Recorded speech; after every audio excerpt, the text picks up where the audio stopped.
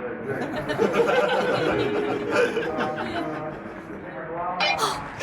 on Not a Straight Line Live, this is your Act 1 beginner's call. Beginners to the stage, please. Act 1 beginners.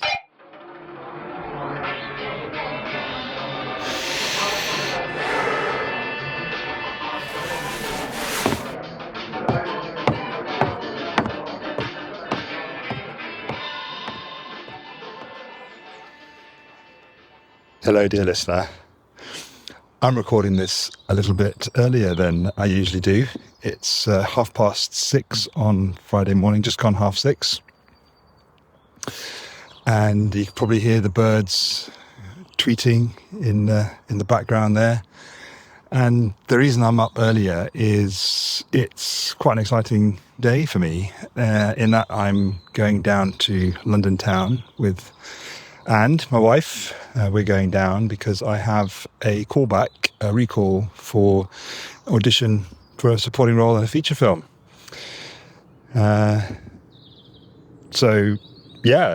Exciting. I haven't had an audition for a professional acting job for a couple of decades, at least, I would say. And I really feel that I'm going into it in the absolute best frame of mind. Yes, I love the story that's being told in the film. So on that level, I just would love to be involved in the telling of that story, in whatever capacity. The role that I'm up for is not particularly well fleshed out. Like, it's a supporting role, few lines, 7 days filming, sort of more in the background. But that's not important. It's about the story and the part that you play in telling a story. So as excited as I am about it, and as much as I want to be involved in telling the story, I'm also, I think, largely as a result of all of the inner work that I've done over the last 6-9 months, very calm and relaxed about it. And I am 99.9% certain that the decision will be made at an energetic level, which is why I have focused on the inner work in me, and also focused on the inner world of Patrick, the role that I'm going up for.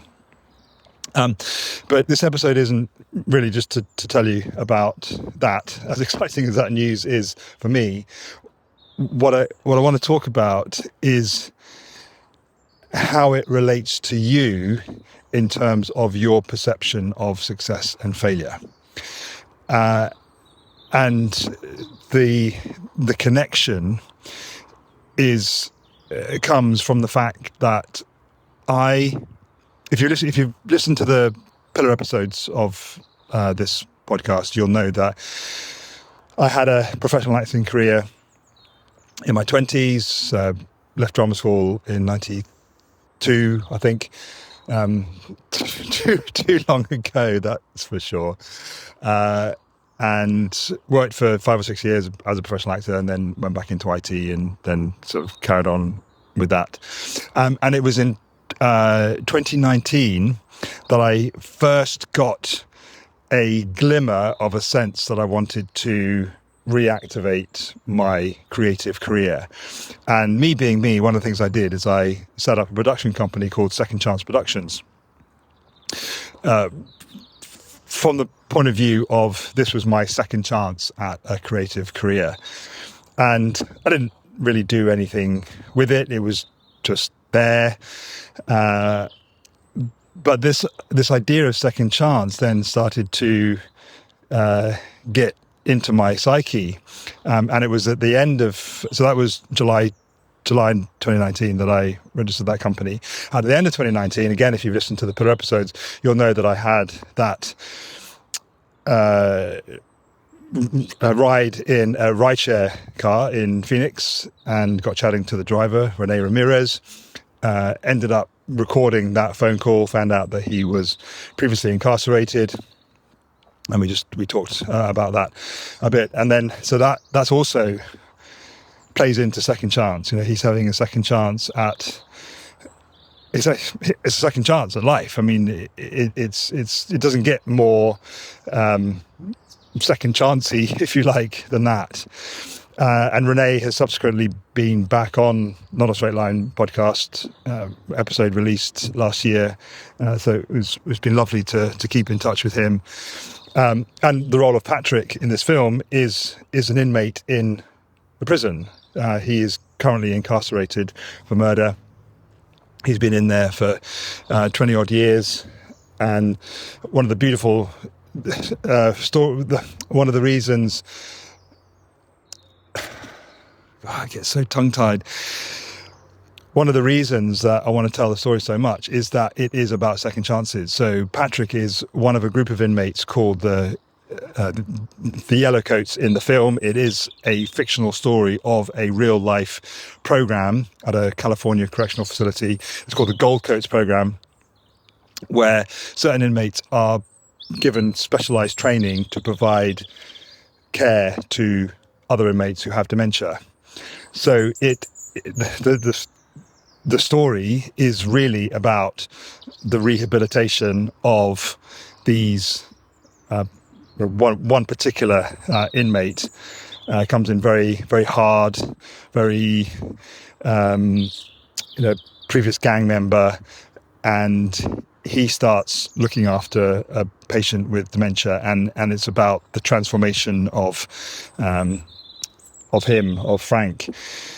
So about second chances, because you've got these men who on one hand were able to take someone's life for which they got incarcerated, and then on the other hand they've been giving a second chance at becoming a different version of themselves, I suppose.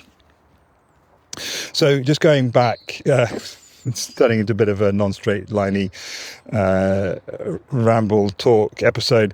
So 2019, had that conversation with Renee, and I remember at the time saying, I'm going to have a podcast, second chance podcast, and you'll come on it and stuff. And then I didn't have any acting. I didn't pursue the acting. I kind of got on a few acting coaches' email lists and stuff. Basically, what I'm trying to say is that if you have the zoom lens in too tight, you can look at 2019 and 2020. Oh, Pete's failed to recreate to reboot his creative career. He's still in IT, and if you go from 2019 to 2021, if you go from 2019 to 2022, I mean, to 23 or 24, it's like, all this time, that 3, 4, 5 years, I've not done what I said I was going to do. But you just go far enough out and allow enough time, and here I am on the 11th of April 2025, and I am getting ready to go to London for a recall for a supporting role in a feature film. So I could probably have said what I've said in this episode in far less time, but basically, my dear listener, what I want to say to you is that if there is any sense in your mind that you are failing at what you set out to do, firstly, take heed of what I said yesterday and say to yourself, I matter and I'm enough, and keep saying that to yourself until you fucking believe it. And then take the zoom lens the fuck back out.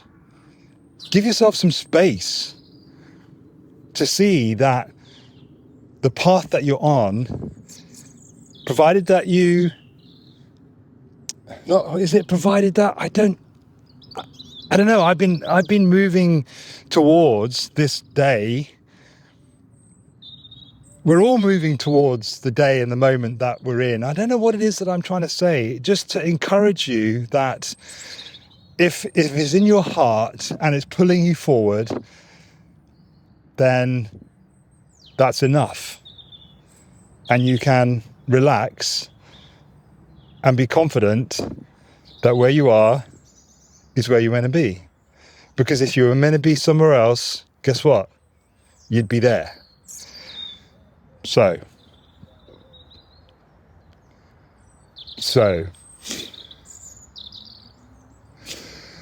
I wish this was a two-way conversation. I think I'm going to start putting into the show notes a way for you to contact me easily. I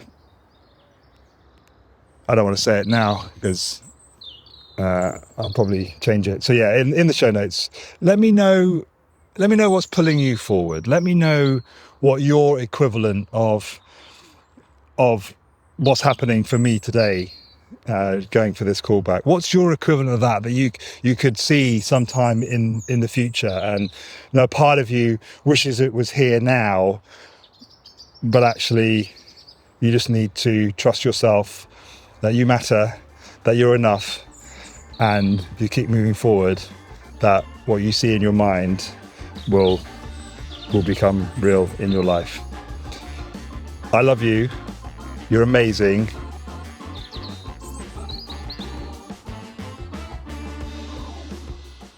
Love yourself. Be yourself. You've got this.